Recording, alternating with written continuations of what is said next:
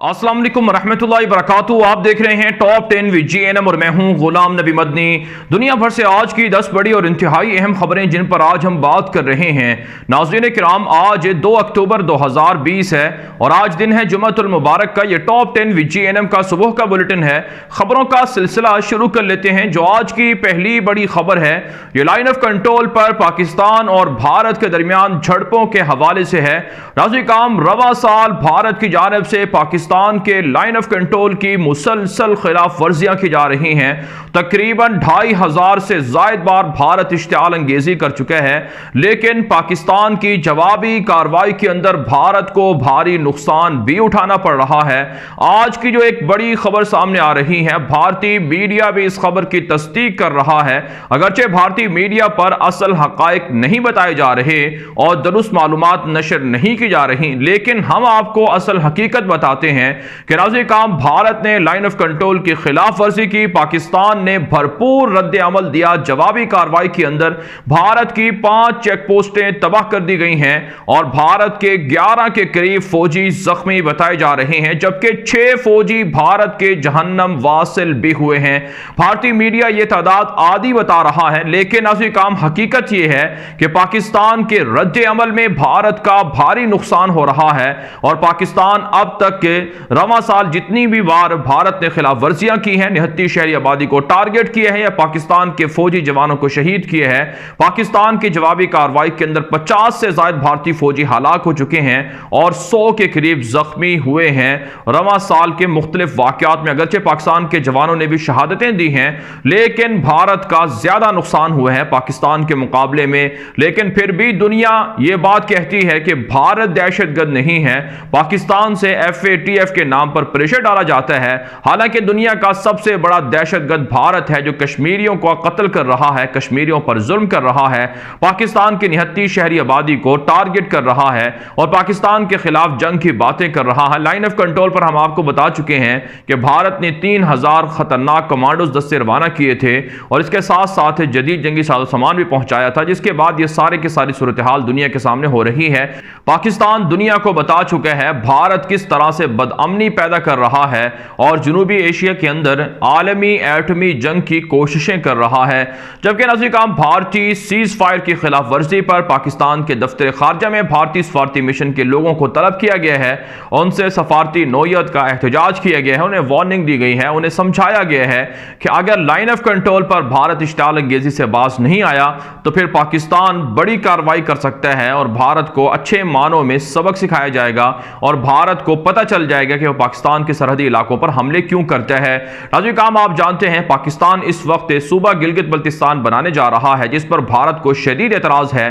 फिर नाज़रीन काम आप ये भी जानते हैं कि भारत के चीन के साथ तनाज़ा चल रहा है और भारत चीन के साथ जो जंग है उसको पाकिस्तान की सरहदों पर मुंतकिल करने की साजिश कर रहा है, जिसके खिलाफ पाकिस्तान की फिजाइया और पाक आर्मी मुसलसल अलर्ट है और रोजाना की बुनियाद पर जंगी पेट्रोलिंग करके भारत की साजिशों को या भारत को ललकारा जा रहा है। आगे बढ़े नाज़रीन काम, जो आज की दूसरी बड़ी खबर है ये भारत से है।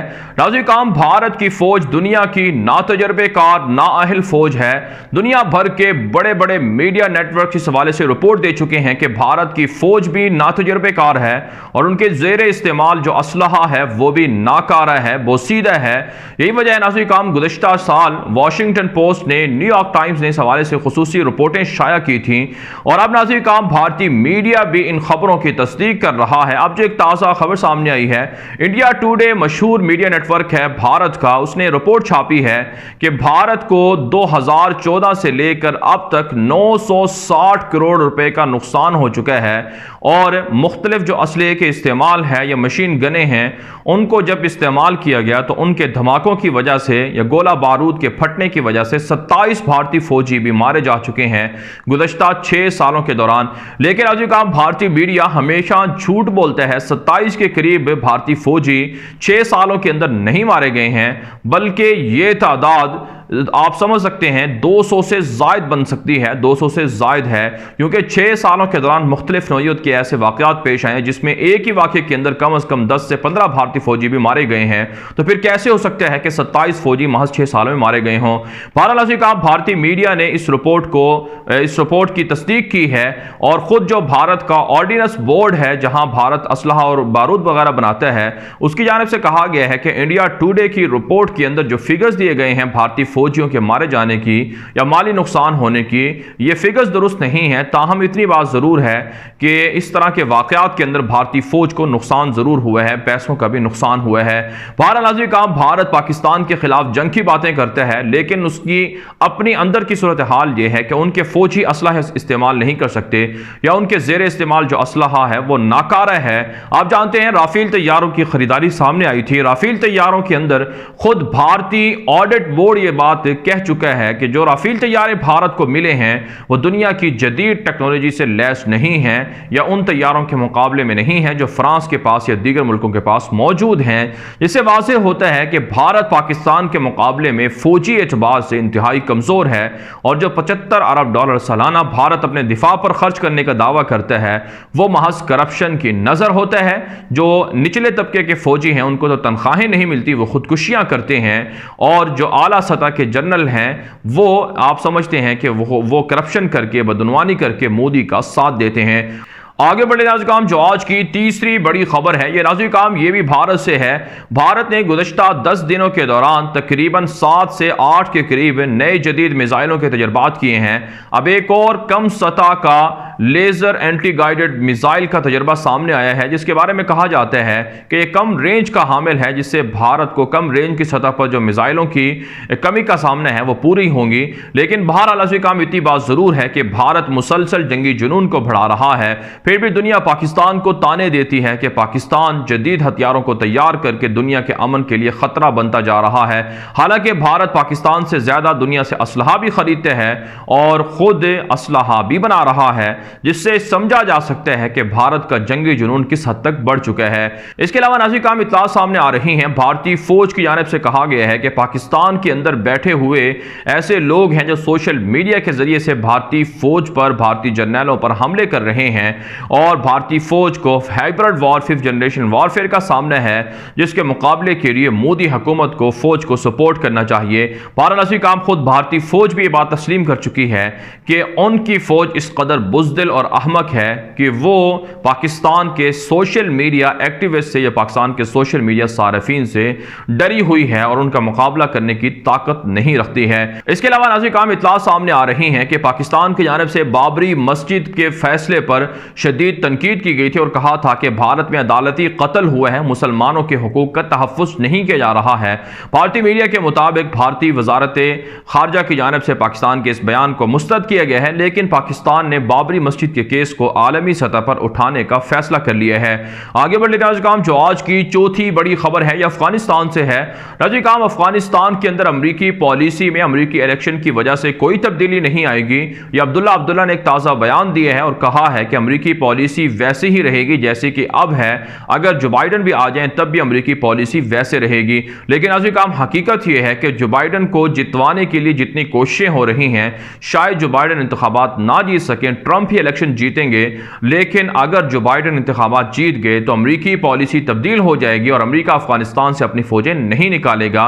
ये वाज़ेह बात है और खुद पेंटागन भी यही चाहता है। जबकि नाज़रीन काम अफगानिस्तान के अंदर काबुल फौजों की मदद के लिए अमरीका खुफिया तरीके से सपोर्ट फराहम कर रहा है। जनरल मिलर जो अफगानिस्तान के अंदर अमरीकी अफवाज के जिम्मेदार और सरबराह हैं, उन्होंने अफगानिस्तान के आर्मी चीफ के हमरा मुख्तलिफ सूबों का दौरा किया है और तैयारियों का जायजा लिया है। आप जानते हैं मुसलसल तालिबान और काबुल फौजों में झड़पें जारी हैं और कहा जाता है कि अमलन काबुल फौजें ही तालिबान के खिलाफ हमले करती हैं, लेकिन बैकडोर खुफिया तरीके से अमरीका उनको सपोर्ट कर रहा है। तालिबान को ये सारी चीज़ें मालूम हैं, लेकिन मुआहदे की रूह से वो खामोश हैं। इसके अलावा नाज़रीन काम रात गए तालिबान ने मुख्तलिफ कार्रवाइयों के अंदर काबुल फौज के तकरीबन 16 के करीब एहलकारों को मार डालने का दावा किया है। 3 चेक पोस्टें भी फतह करने का दावा सामने आया, जबकि 5 टैंक भी तबाह कर दिए गए हैं। तालिबान का दावा है कि 28 के करीब सूबों के अंदर उनकी गिरफ्त मजबूत होती जा रही है और वह अमली अफगानिस्तान के अंदर हुकूमत भी शुरू कर चुके हैं। आगे बढ़ लेते हैं नाज़रीन, जो आज की पांचवी बड़ी खबर है ये दोहा कतर से है।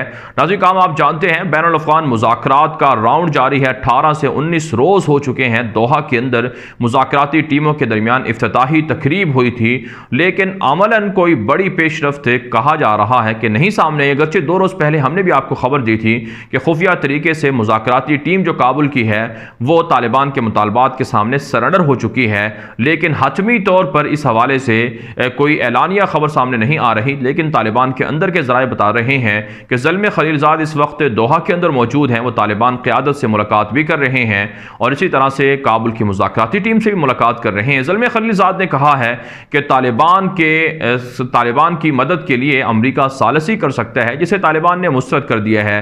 तालिबान की जानिब से कहा जा रहा है कि अमरीका की सालसी की ज़रूरत नहीं है, हम काबुल की मुज़ाकराती टीम के साथ मामलात को खुद हल कर सकते हैं। ताहम अमरीका को अपने इत्तेहादियों को समझाना चाहिए कि अगर वो क़याम अमन चाहते हैं तो तालिबान के साथ संजीदगी से जो मुतालबात हैं, एजेंडे के नुकात हैं, उन पर इत्तिफाक करें। जबकि नाज़रीन, खबर यह है कि अफ़गान तालिबान की क़यादत से दोहा के अंदर जो आलमी इत्तिहाद उलमाए मुस्लिमीन है, उनकी तंजीम है, उनके सरबराहों ने, ज़िम्मेदारों ने मुलाकात की है, जो दुनिया भर के अंदर उलमाए किराम की एक बड़ी तंजीम समझी जाती है। और इस तंजीम के वफद की जानिब से कहा गया है कि तालिबान की इस्लामी हुकूमत की वो हिमायत करते हैं और तालिबान का जो मुआहिदा है अमरीका के साथ या मुज़ाकरात हैं, इन्हें भी सपोर्ट करते हैं। कहा जा रहा है कि मुख्तलिफ मुल्कों की जानिब से, यूरोपीय मुल्कों की जानिब से तालिबान क़यादत के साथ मुस्तक़बिल के लिए सफारती ताल्लुकात भी कायम किए जा रहे हैं। आगे बढ़े नाज़रीन, जो आज की छठी बड़ी खबर है यह आज़रबाईजान आर्मीनिया की जंग के हवाले से है। नाज़रीन, इस वक्त भी जंग जारी है और आज़रबाईजान की जानिब से आर्मीनिया के फौजी ठिकानों को तबाह किया जा रहा है। 3,500 से ज़ायद फौजी अब तक आर्मीनिया के सलीबियों के मारे जा चुके हैं और दर्जनों नहीं सैकड़ों गाड़ियां, तोप खाने और इसी तरह से टैंक वगैरह, जंगी जहाज वगैरह तबाह किए जा चुके हैं। कहा जाता है नाज़रीन, ईरान की जानिब से खुफिया तौर पर आर्मीनिया को सपोर्ट किया जा रहा है, लेकिन आज़रबाईजान के पास इसराइली तैयारे भी हैं जो उन्होंने पैसों के इवज़ खरीदे हैं। आर्मीनिया के सलीबियों की जानिब से इसराइल से एहतजाज किया गया है कि उनके ड्रोन तैयारे आज़रबाईजान क्यों इस्तेमाल कर रहा है। यही वजह है आर्मीनिया की ईसाई हुकूमत ने अपने सफ़ीर को इसराइल से वापस भी बुला लिया है कि आखिर उनके मुल्क के खिलाफ आज़रबाईजान क्यों इसराइली ड्रोन तैयारे इस्तेमाल कर रहा है। जबकि नाज़रीन, इत्तला सामने आ रही है कि तुर्क सदर रजब तैयब एर्दोगान ने रूस को, फ्रांस को धमकी दी है कि वो सलीबी ईसाइयों की मदद से बाज आ जाएं और आज़रबाईजान पर हमले रुकवाएं। और साथ साथ उन्होंने कहा है कि अगर आज़रबाईजान और आर्मीनिया के दरमियान जंग बंदी होनी चाहिए तो इसके लिए बड़ी शर्त यह है कि मकबूजा इलाके जो आज़रबाईजान से आर्मीनिया के ईसाइयों ने छीने हुए हैं उन्हें फौरी तौर पर आज़ाद किया जाए, वापस किया जाए, वरना ये जंग जारी रहेगी। नाज़रीन, आप जानते हैं आर्मीनिया के सलीबियों को पूरी दुनिया की सलीबी ताकत सपोर्ट कर रही है, तुर्की के खिलाफ है, लेकिन आज़रबाईजान के मुसलमानों की मदद के लिए पाकिस्तान और तुर्की मुश्तरका तौर पर मदद कर रहे हैं, ताउन कर रहे हैं, जिसकी वजह से उन्हें भारी कामयाबियां मिल रही हैं। और 1990 के बाद जो इलाके छीने गए थे आज़रबाईजान के, उन्हें आज़ाद करवाने के लिए तुर्की अब हतमी जंग का ऐलान कर चुका है और इसके नताइज आने वाले दिनों में पूरी दुनिया देखेगी। आगे बढ़ने नाज़रीन, जो आज की 7वीं बड़ी खबर है ये लीबिया से और तुर्की से है। नाज़रीन, ताज़ा इत्तला सामने आ रही हैं कि लीबिया की हुकूमत के साथ तुर्की का समंदरी मुआहिदा हुआ था। इस मुआहिदे के खिलाफ यूरोप ने बहुत एहतजाज किया कि आखिर तुर्की लीबिया तक कैसे एक्सेस कर सकता है, कैसे रसाई हासिल कर सकता है। जिसके बारे में मुआहिदा हुआ, तुर्की ने कहा कि हमारा लीबिया के साथ मुआहिदा है, हम लीबिया के समंदरी हुदूद के अंदर ड्रिलिंग करके पेट्रोल और गैस के ज़खायर तलाश कर सकते हैं। यूरोप का, फ्रांस का, यूनान का एहतजाज रहा, लेकिन अब आलमी सतह पर अक़वाम मुत्तहिदा ने तुर्की और लीबिया के दरमियान इस मुआहिदे की तौसीक कर दी है, जिसके बाद तुर्की ने कहा है कि वह मजीद अपना ताउन लीबिया अवाम के साथ जारी रखेगा। साथ साथ इतलात ये हैं कि बागी हफ्तर के खिलाफ लीबिया की मुंतखब हुकूमत और तुर्क फौजों का ऑपरेशन भी जारी है, जिसमें उन्हें भारी कामयाबियां मिल रही हैं। इसके अलावा नाज़रीन, खबर सामने आ रही है कि जमाल खाशोगी के कत्ल को 2 साल बीत गए हैं, लेकिन अभी तक मुजरमों को सजाएं नहीं सुनाई जा सकी हैं, जिस पर तुर्की की जानिब से शदीद तनकीद की गई है सऊदी अरब के निज़ाम इंसाफ पर, सऊदी अरब की क़यादत पर। और साथ साथ वाशिंगटन पोस्ट के अंदर बाकायदा एक रिपोर्ट भी छापी गई है जिसमें सऊदी क़यादत को मुर्दा क़यादत करार दिया गया है कि वो मुजरमों को अभी तक सजा नहीं दे पाई है। आगे बढ़े नाज़रीन, जो आज की 8वीं बड़ी खबर है ये नाज़रीन UAE और इसराइल के ताल्लुकात और लबनान और इसराइल के ताल्लुकात के हवाले से है। नाज़रीन, जब से मुत्तहिदा इमारात ने इसराइल के साथ डील की है, मुआहिदा किए हैं तब से यहूदियों की आमदोरफ्त मुत्तहदा इमारात के अंदर बढ़ चुकी है। यहाँ तक कि अब सरकारी सतह पर इसराइल के यहूदियों के जो मजहबी त्यौहार हैं या ईदें हैं उनको भी मनाया जा रहा है। यरूशलेम पोस्ट ने एक रिपोर्ट दी है जिसमें कहा गया है कि बुर्ज अल खलीफा के सामने जो यहूदियों की मजहबी ईद है जिसे सकूका के नाम से याद किया जाता है, खैमों वाली ईद कहा जाता है, क्योंकि ये बनी इसराइल मिस्र से निजात हासिल करके, ग़ुलामी से निजात हासिल करके ये फ़लस्तीन की तरफ आए थे, तो उसकी याद में सकूका नामी ईद मनाई जाती है। बुर्ज अल खलीफा के सामने पहली बार ये ईद मनाई गई है, जिससे आप समझ सकते हैं कि यहूदियों के साथ UAE के ताल्लुकात किस हद तक बढ़ चुके हैं और कैसे यहूदियों की इबादत खाने, सिनेगॉग वगैरह UAE के अंदर खुल रहे हैं।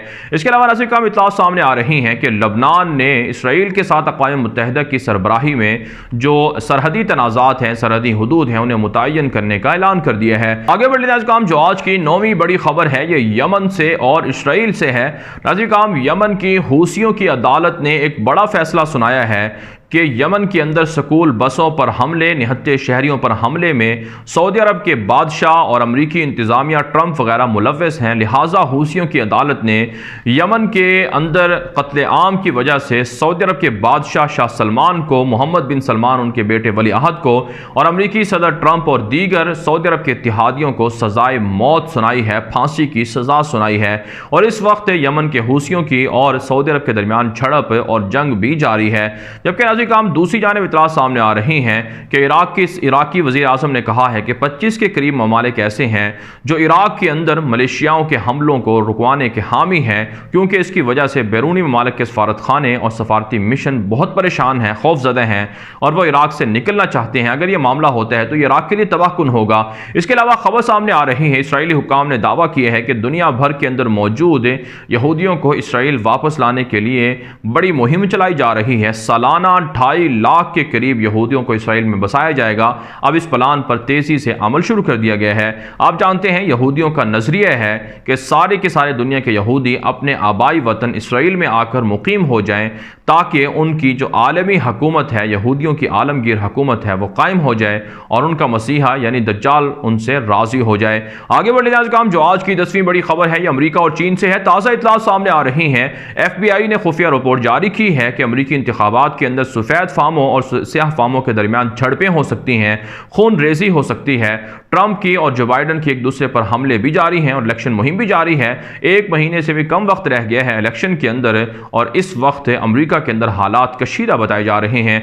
दूसरी जानिब अमरीका के अंदर मौजूद चीनी मंदूब ने कहा है कि वाशिंगटन को चाइना के साथ ताल्लुकात बेहतर करने चाहिए, ताकि जो तिजारती तनाव है या मुआशी एतबार से नुकसान दोनों मुल्कों को हो रहा है वो कम से कम हो और इस नुकसान का इजाला किया।